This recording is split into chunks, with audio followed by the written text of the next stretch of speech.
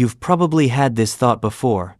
If I just had a little more money, if I found the right relationship, if I got that promotion, then I'd be happy. It's a formula we all carry around in our heads. We identify what's missing, we chase it, we get it, and happiness follows. Simple, logical, except it doesn't work. Study after study has shown that people who actively pursue happiness as a goal often end up less happy than those who don't. It's not just ironic, it's a well-documented psychological phenomenon, and understanding why might change how you approach your entire life. In a world filled with self-help books, motivational speakers, and countless Instagram posts telling us to choose happiness, the very act of trying to achieve it can become its own trap. Today, we'll explore what psychologists have discovered about this counterintuitive truth, why your brain is wired to resist sustained happiness, and what actually works according to the research. Let's start with an idea from the 1970s that revolutionized how we think about well-being. Two psychologists, Philip Brickman and Donald Campbell, proposed something called the hedonic treadmill. The concept is deceptively simple. Everyone has a baseline level of happiness, and no matter what happens to you, good or bad, you eventually return to that baseline.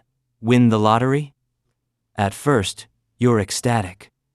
But after 6 months or a year, you're roughly as happy as you were before. The new car becomes just your car. The bigger house becomes just your house. Lose your job, go through a difficult breakup.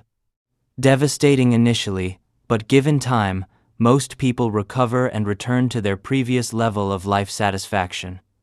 Researchers followed lottery winners and accident victims who became paralyzed, tracking their happiness over time.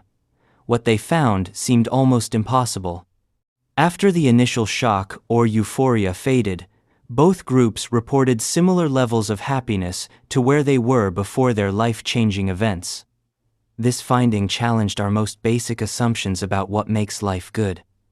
We think of happiness as a destination somewhere we arrive after collecting the right circumstances, but happiness might be more like a thermostat. You can turn up the heat temporarily, but the system always returns to its set point. Now, here's where things get frustrating. A psychologist named Iris Mouse published a series of groundbreaking studies examining what happens when people explicitly value happiness as a goal. In one experiment, participants read a fake newspaper article. One version praised the value of happiness and explained why it was important to seek it out, while another version praised accurate judgment and good decision-making completely unrelated to emotions. Afterward, everyone watched a happy film clip designed to lift spirits. You might expect that people primed to value happiness would enjoy it more, but the opposite happened. Those told happiness was important actually felt less happy after watching the same video.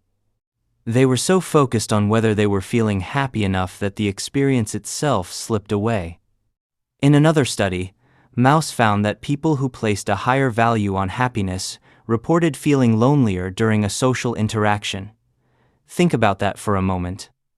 Social connection is one of the most reliable predictors of happiness that we know of. Yet when people approached a social situation while focused on achieving happiness, they ended up feeling more isolated, not less. Think about trying to fall asleep. The more you lie there thinking about how much you need sleep, how important it is to wake up rested, the more elusive sleep becomes. Happiness operates on the same principle. It's what philosophers call a fugitive experience, something that dissolves when you grasp at it directly. The moment you start monitoring your internal state, asking yourself, "Am I happy yet?" you've become an observer of your own emotions rather than simply living them. This monitoring effect is compounded by the gap between expectation and reality. We imagine happiness as persistent euphoria, a life without boredom, frustration, or mundane moments. But that's not what happiness actually looks like for anyone. Even the happiest people you know get stuck in traffic, have awkward conversations, and feel bored sometimes. When reality inevitably falls short of these inflated expectations, we feel disappointed. And that disappointment makes us less happy than if we'd never expected constant joy in the first place. The modern world has made this significantly worse. Social media presents curated highlights from other people's lives, their best moments, their achievements, their seemingly perfect relationships. We compare our messy behind-the-scenes footage to everyone else's highlight reel. Studies have found that time spent on social media correlates with lower life satisfaction, particularly among young people. But more than that, we're bombarded with messages that happiness is a choice, something we can achieve if we just try hard enough. This creates an environment where not feeling constantly happy feels like personal failure. So, is the message that we should give up on happiness entirely? Actually, no. The research suggests something more nuanced. The way we typically pursue well-being is often counterproductive, but alternative approaches don't have the same paradoxical effects. Aristotle distinguished between two types of happiness, hedonia and eudaimonia. Hedonia refers to pleasure and positive emotions, the feeling of a warm bath after a long day, a delicious meal, or a funny movie. It's the kind of happiness we usually think about when we use the word. Eudaimonia is different. It's often translated as human flourishing, meaning, or purpose. It's the sense that your life adds up to something significant, that you're growing as a person and contributing to something beyond yourself. Here's the fascinating part.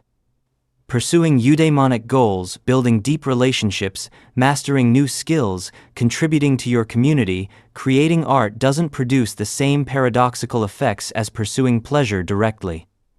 When people focus on meaning and engagement rather than monitoring their emotional states, they often experience more positive emotions as a byproduct. The goal isn't to feel good, it's to do good, to grow, to connect. The feelings follow naturally. The psychologist Mihaly Csikszentmihalyi spent decades studying a state he called flow. What happens when you're completely absorbed in a challenging activity that matches your skill level? You lose track of time. You forget about yourself entirely. Athletes call it being in the zone. Musicians experience it during performances. Programmers find it when they're deep in complex code. People who experience flow regularly report higher life satisfaction. But here's the key. You can't get into flow by trying to be happy. You get there by finding activities that engage you fully, that challenge you just enough to demand your complete attention. Research on gratitude and kindness points in a similar direction. People who regularly practice gratitude, writing down things they're thankful for, or expressing appreciation to others, tend to experience sustained increases in well-being over time. These practices work because they direct attention outward, toward what you have, and toward other people. Similarly, acts of kindness boost well-being reliably across cultures, but the benefit comes from the act itself and the connection it creates. We also need to talk about acceptance. There's a school of therapy called acceptance and commitment therapy, built on the premise that struggling against difficult emotions often makes them worse. When you try to suppress anxiety, it tends to come back stronger. When you beat yourself up for feeling sad, you add a layer of shame to the original emotion. The goal isn't to eliminate negative feelings or to feel happy all the time. It's to develop a different relationship with all your emotional experiences, to let them come and go without trying to control them. Paradoxically, this acceptance often leads to greater peace than fighting against our natural emotional responses. Here's something most people don't know. The countries consistently ranking highest in global happiness surveys, places like Finland, Denmark, and the Netherlands, don't actually report the highest levels of positive emotions in their daily lives. People in several Latin American countries report more frequent joy and excitement day to day. Yet the Nordic countries rank highest on overall life satisfaction, which turns out to be different from moment-to-moment happiness. What this suggests is fascinating.